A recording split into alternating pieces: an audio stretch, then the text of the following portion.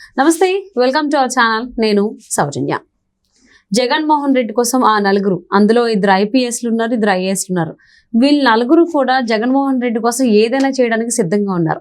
Even ఇప్పుడు election కూడా నడుస్తోంది కాబట్టి ఈవెన్ ఎలక్షన్ కమిషన్ ని కూడా తిక్కరించి ఎలక్షన్ కమిషన్ కి ఎదురు తిరిగేటువంటి అవకాశం ఉంది, ఎదురు తిరుగుతున్నారని చెప్పి అని అంటున్నారు. ఈ అంశానికి సంబంధించి మనతో మాట్లాడడానికి, వారి విశ్లేషణని మనతో పంచుకోవడానికి ఈరోజు మనతో పాటు ఉన్నారు senior journalist, senior political analyst CS Rao గారు ఉన్నారు. వారితో మాట్లాడదాం. నమస్తే రావు గారు. నమస్తే. ఇద్దరు ఐఏఎస్లు ఐపీఎస్లు జగన్మోహన్ రెడ్డి కోసం ఎలక్షన్ కమిషన్ కి కూడా ఎదురు తిరుగుతున్నారు అంటున్నారు. ఎందుకు తిరుగుతున్నారు, ఎందుకు అంత సిచ్యువేషన్ వచ్చింది అంటారు? సహజంగా ఎన్నికల కమిషన్ అంటేనే క్రమశిక్షణతోటి మెలుగుతారు. ఐఏఎస్లు కానీ ఐపీఎస్లు కానీ అధికార యంత్రాంగం ఎవరైనా సరే గతంలో ఏ విధంగా చేసినప్పటికీ ఎన్నికల కోడ్ వచ్చిన తర్వాత ఎన్నికల కమిషన్ ఏది చెప్తే అది తూచా తప్పకుండా పాటిస్తారు. లేదంటే ఎన్నికల కమిషన్ కనుక నోటీస్ ఇచ్చినా, లేదంటే సస్పెండ్ చేసినా, లేదంటే బదిలీ చేసినా, అది వాళ్ళ ట్రాక్ రికార్డ్ ఏదైతే ఉంటుందో కెరీర్లో దాని మీద ఒక బ్లాక్ స్పాట్ పడుతుంది. మిగిలినటువంటి సందర్భాల్లో పెట్టినటువంటి కేసులు కానీ లేదంటే పనిష్మెంట్స్ కానీ ఒక ఎత్తు అయితే, ఎన్నికలు జరిగేటప్పుడు ఎన్నికల కమిషన్ రూపంలో జరిగేటువంటి బదిలీలు కానీ లేదంటే సస్పెన్షన్స్ కానీ అవి చాలా సీరియస్గా ఉంటాయి. అందుకే అధికార యంత్రాంగం ఎప్పుడు కూడా వన్స్ షెడ్యూల్ వచ్చిందంటే, ఎన్నికల కోడ్ వచ్చిందంటే చాలా జాగ్రత్తగా ఉంటారు. సహజంగా యంత్రాంగం ఏదైనా సరే అధికారంలో ఏ పార్టీ ఉంటే, ఏ ప్రభుత్వం ఉంటే ఆ ప్రభుత్వానికి అనుగుణంగా నడుచుకుంటూ ఉంటారు. ఇది కామన్. అది ప్రస్తుతం వైఎస్ఆర్ కాంగ్రెస్ పార్టీ ఆంధ్రప్రదేశ్లో అధికారంలో ఉంది, దానికి అనుగుణంగా నడుస్తూ ఉంటారు. లేదు రేపు రాబోయే రోజుల్లో ఎన్డీఏ కూటమి అధికారంలోకి వస్తుంది, ఆ ప్రభుత్వానికి అనుకూలంగా నడుస్తూ ఉంటారు. అది ప్రభుత్వ ఉద్యోగులు ఎక్కువ మంది చేసేటువంటి పని. కానీ జగన్మోహన్ రెడ్డి హయాంలో, జగన్మోహన్ రెడ్డి అధికారంలోకి వచ్చిన తర్వాత జగన్మోహన్ రెడ్డి కోసమే పనిచేసేటువంటి వాళ్ళు ఉండడం అనేది ఇప్పుడు తాజా పరిణామం, విచిత్రమైనటువంటి పరిణామం అది ప్రభుత్వ యంత్రాంగంలో. అందులోనూ ఐఏఎస్లు కొంతమంది, ఐపీఎస్లు కొంతమంది వాళ్ళ కెరీర్నే పణంగా పెట్టడానికి సిద్ధపడ్డారు అనేటువంటి సంకేతాలు వాళ్ళు ఇవ్వడం అనేది ఇది ప్రమాదకరం. ఒక రకంగా చెప్పాలంటే ఎన్నికల కమిషన్నే ధిక్కరించేలాగా వ్యవహరిస్తున్నారు అని అంటే వాళ్ళు జగన్మోహన్ రెడ్డి కోసం ఎక్కడ దాకైనా ఎందాకైనా వెళ్ళేదానికి సిద్ధపడ్డారు అని చెప్పి మనకు భావించడానికి అవకాశం ఉంది. ఓకే, అంటే ఏ స్థాయిలో లబ్ధి పొంది ఉండాలి జగన్మోహన్ రెడ్డి దగ్గర? ఇప్పుడు ఎవరైనా ఒక వ్యక్తి కోసం త్యాగం చేస్తున్నారు అని అంటే, లేదా వాళ్ళ కెరీర్నే పణంగా పెడుతున్నారంటే, లేదా వాళ్ళ ప్రాణాన్ని పణంగా పెట్టే అడ్డుపడేటువంటి వాళ్ళు కూడా ఉంటారు. ఏ స్థాయిలో అంటే ఒక కెరీర్నే పణంగా పెడుతున్నారంటే వాళ్ళకి ఎంత లబ్ధి చేకూరేలా జగన్మోహన్ రెడ్డి వ్యవహరించి ఉండాలి అనేది ఆలోచించాలి. అంటే ఎంత భారీ స్థాయిలో వాళ్ళ వ్యవహారం నడుస్తుంది అనేది. సరే, అది మరి జగన్మోహన్ రెడ్డి మీద ప్రేమతోటనా, లేదంటే జగన్మోహన్ రెడ్డి కారణంగా ఆంధ్రప్రదేశ్ అద్భుతమైనటువంటి అభివృద్ధిని సాధిస్తుందని చెప్పి ఆ ఐఏఎస్లు ఐపీఎస్లు వాళ్ళు మరి భావిస్తున్నారా అని అంటే, ఏ లబ్ధి లేకుండా కెరీర్నే పణంగా పెట్టడానికి ఏ ఐఏఎస్ ఏ ఐపీఎస్ అంత ముందుకు వచ్చి ఎన్నికల కమిషన్ని ధిక్కరించేటువంటి పరిస్థితికి అయితే రారు, అవకాశమే లేదు.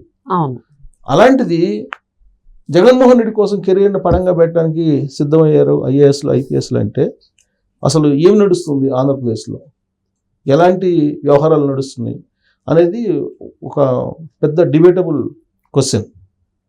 సరే, ఇంతకీ ఆ నలుగురు ఎవరు? ఆ నలుగురు ఎవరంటే వాళ్ళ పేర్లు చెప్పచ్చు, చెప్పడంలో పెద్ద అభ్యంతరం కూడా ఏమి ఉండదు. అంటే ఎన్నికల కోడ్ని ధిక్కరించారు అనేటువంటి ఆరోపణలు వాళ్ళ మీద తెలుగుదేశం పార్టీ వాళ్ళు చేశారు.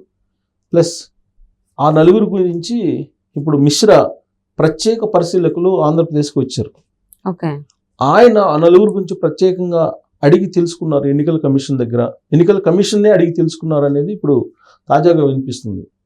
అసలు ఏంటి వీళ్ళ మీద ఇన్ని కంప్లైంట్లు ఉన్నాయి, ఈ నలుగురు మీద ఇన్ని ఉన్నటువంటి ఐఏఎస్లు కానీ ఐపీఎస్లు కానీ ఎవరు ఏ రాష్ట్రంలో లేరు, ఒక ఆంధ్రప్రదేశ్లోని ఇన్ని కంప్లైంట్స్ ఎందుకు వస్తున్నాయి వీళ్ళ మీద అనేది ఆయనే అడిగి ఎన్నికల కమిషన్ అడిగి తెలుసుకునేటువంటి ప్రయత్నం చేశారట. చేస్తే ఎన్నికల కమిషనర్గా ఉన్నటువంటి, రాష్ట్ర ఎన్నికల కమిషనర్గా ఉన్నటువంటి మీనా ఆయన ఏంటి, నేను కూడా ఆశ్చర్యపోతున్నాను ఇన్ని కంప్లైంట్లు వీళ్ళ మీద రావడం అనేది అని చెప్పి ఆయన కూడా ఆశ్చర్యపోయినట్టు తాజాగా వచ్చినటువంటి న్యూస్.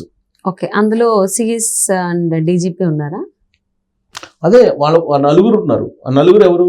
సిఎస్, డీజీపీ, తర్వాత సీఎం ఆఫీస్లో ఉన్నటువంటి ఇంకొక ఐఏఎస్, ఓకే, వీళ్ళు దామోదర్ రెడ్డి, ధనుంజయ రెడ్డి, ధనుంజయ రెడ్డి వీళ్ళ పేర్లు ఉన్నాయి. సో ఆ నలుగురు గురించి అంత అసలు ఎందుకు ఇన్ని కంప్లైంట్లు వస్తున్నాయి అనే ఒక రకమైనటువంటి ఆయన ఆశ్చర్యపోయాడంట. దానికి కారణం ఏంటంటే ధనుంజయ రెడ్డి కానీ, లేదంటే సిఎస్ జవహర్ రెడ్డి కానీ, లేదా రాజేంద్రనాథ్ రెడ్డికి సంబంధించినటువంటి ఇది కానీ, తర్వాత ఏపీసీఐడి సంజయ్కి సంబంధించినటువంటిది, ఇది ఐపీఎస్, ఆయన ఐపీఎస్, ఈయన ఐపీఎస్ రాజేంద్రనాథ్ రెడ్డి, ఈ నలుగురి మీద అత్యధికంగా ఎందుకు వచ్చాయి కంప్లైంట్స్ అనేటువంటి ఆరా తీశారు. ఆరా తీసినప్పుడు లేటెస్ట్గా ఒక కంప్లైంట్ బయటకు వచ్చింది. గతంలో అనేక కంప్లైంట్లు ఉన్నాయి. లేటెస్ట్గా వచ్చినటువంటి కంప్లైంట్లో సిఎస్ జవహర్ రెడ్డి వ్యవహరించినటువంటి తీరు, అసలు ఎలక్షన్ కమిషన్ ఏం చెప్పింది? మీరు ఇళ్ళకి వెళ్ళి పెన్షన్లు ఇవ్వండి అని చెప్పింది. ఏం చెప్పింది? ఇవ్వండి పెన్షన్, సామాజిక పెన్షన్లు ఇవ్వండి, కానీ వాలంటీర్లు ఉపయోగించొద్దు అని చెప్పింది. అంతే తప్ప ఇళ్ళకెళ్ళి ఇవ్వద్దని చెప్పలా ఎన్నికల కమిషన్. కానీ ఏం చేశారు?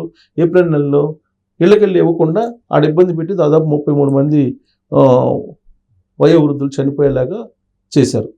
అలా ఎందుకు చేశారని అంటే, ఇప్పుడు ఈ నెలలో 1వ తారీఖు మీరు ఇవ్వండి పెన్షన్లు అంటే, ఆయన క్లాస్ పెట్టి మొత్తం బ్యాంక్ అకౌంట్స్ ఉన్నాయి, బ్యాంక్ అకౌంట్స్లో ఇద్దామని చెప్పి ఆయన ఒక చిన్న ట్విస్ట్ ఇచ్చాడు. ఇవన్నీ ఎందుకు ఇచ్చాడంటే జగన్మోహన్ రెడ్డి కోసం ట్విస్ట్ ఇచ్చాడని చెప్పి ఆయన మీద రాష్ట్ర ఎన్నికల కమిషన్ దగ్గరకు వచ్చినటువంటి ప్రత్యేక పరిశీలకుడు ఎవరైతే ఉన్నారో మిశ్రా, ఆయనకి వివరించడం జరిగిందని చెప్పి తెలుస్తుంది.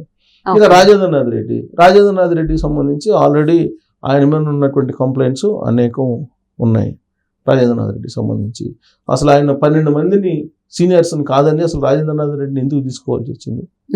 తర్వాత రాజేంద్రనాథ్ రెడ్డి ఇప్పుడు వ్యవహరిస్తున్నటువంటి తీరు, ఇవన్నీ చూసిన తర్వాత అసలు ఆయన కేసులు పెడుతున్నటువంటి వైనం ఇవన్నీ చూసిన తర్వాత అసలు ఆయన మీద కంప్లైంట్స్ ఎందుకు ఉన్నాయి, అసలు ఆయన ఇన్ని వైఫల్యాలు ఉన్నప్పుడు ఈయన ఎందుకు కంటిన్యూ చేయాల్సి వస్తుంది అనేది ఒకటి. ఇక ధనుంజయ రెడ్డి, ఆయన సీఎం ఆఫీస్లో ఉంటాడు. ధనుంజయ రెడ్డి ఆయన లేటెస్ట్గా ఆయన ఏంటి మేనిఫెస్టో విడుదల చేశారు. మేనిఫెస్టో విడుదల చేసినప్పుడు పక్కనే ఆయన ఉన్నాడు. పక్కన ఉండటానికి లేదు, అది పొలిటికల్ ప్రోగ్రామ్. మేనిఫెస్టో విడుదల చేసేది పొలిటికల్ ప్రోగ్రాంలో ఎలా ఉంటాడు? ఆయన ఉండకూడదు, అది ఎలక్షన్ కోడ్కి ఇది వ్యతిరేకం. అందుకని చెప్పి ఆయన మీద కంప్లైంట్ చేశారు తెలుగుదేశం వాళ్ళు. చేస్తే ఏంటి ధనంజయ రెడ్డి పరిస్థితి ఏంటి అని అంటే, ధనంజయ రెడ్డి జగన్మోహన్ రెడ్డి కోసం త్యాగం చేయడానికి సిద్ధపడ్డాడు కాబట్టి ఆయన పక్కన ఉన్నాడు, చర్యలు తీసుకోండి అని అంటున్నారు. అసలు ఎలక్షన్ కమిషన్ ఏం చర్యలు తీసుకుంటుంది? ఏం చేస్తారు, మీరేం చేస్తారనే పరిస్థితికి వీళ్ళు వచ్చారు. ఎన్నికల కమిషన్ ఉంది, సో అయితే ఏంటి అనే వాళ్ళని ఏం చేస్తారు? ఎలక్షన్ కమిషన్ పక్కన పెట్టాలి. పక్కన పెట్టడానికి మరి ఎవరు అడ్డు వస్తున్నారో తెలియట్లేదు పక్కన పెట్టడానికి. మరి పక్కన పెట్టలేకపోతుంది ఎన్నికల కమిషన్, పక్కన పెట్టలేని పరిస్థితిలో ఉంది. ఇక సంజయ్ ఉన్నాడు, సిఐడి చీఫ్ సంజయ్, మాజీ చీఫ్ సంజయ్, ఆయన గురించి అందరికీ తెలుసు. ఆయన యాక్చువల్గా డ్యూటీస్లోనే జగన్మోహన్ రెడ్డి ఏం చెప్తే అది చేస్తారు అని చెప్పి అందరికీ తెలుసు. ఇప్పుడు ఆయన సంజయ్ ఏంటి విడుదల చేసినటువంటి మేనిఫెస్టో ఏదైతే ఉందో జగన్మోహన్ రెడ్డిది, దాన్ని దళితులకు అద్భుతమైనటువంటి మేనిఫెస్టో అని చెప్పి ఆయన ప్రశంసిస్తూ ఒక స్టేట్మెంట్ ఇచ్చారు. ఎలా ఇస్తారు? ఒక ఐపీఎస్ అయింది కాబట్టి ఈ నలుగురు, 2 ఐఏఎస్లు 2 ఐపీఎస్ల వాళ్ళకు ఇప్పుడు ప్రత్యేక పరిశీలకులుగా వచ్చినటువంటి మిశ్రాకి అర్థం కానటువంటి సిచ్యువేషన్లో ఉంటే ఎన్నికల కమిషన్ ఏం చేయలేనటువంటి పరిస్థితుల్లో ఉంది. అందుకే వాళ్ళు ఒక రకంగా రివర్స్ అయ్యారు. ఎలక్షన్ కమిషన్నే ధిక్కరిస్తున్నట్టు కనిపిస్తుంది జరుగుతున్న పరిణామాలను చూస్తే. మరి వాళ్ళ మీద చర్యలు తీసుకుంటారు ఇదిగో అన్నట్టుగా ఉంది, అదిగో పులి అన్నట్టు సామెతగా ఉంది. ఒక ఎండమావిలాగా కనిపిస్తుంది. వాళ్ళ మీద చర్యలు తీసుకుంటారని అంటే ఇప్పటివరకు చర్యలు తీసుకోవడానికి సాహసం అయితే చేయట్లేదు. సో మరి ఏపీలో 2 ఐపీఎస్లు 2 ఐఏఎస్లు కూడా ఎన్నికల కోడ్ని ఉల్లంఘిస్తున్న ఎన్నికల కమిషన్ ఎందుకు స్పందించట్లేదని ఎన్నికల కమిషన్కే తెలియాలి. ఏం చేస్తారో చూద్దామండి మరి వీళ్ళ విషయంలో.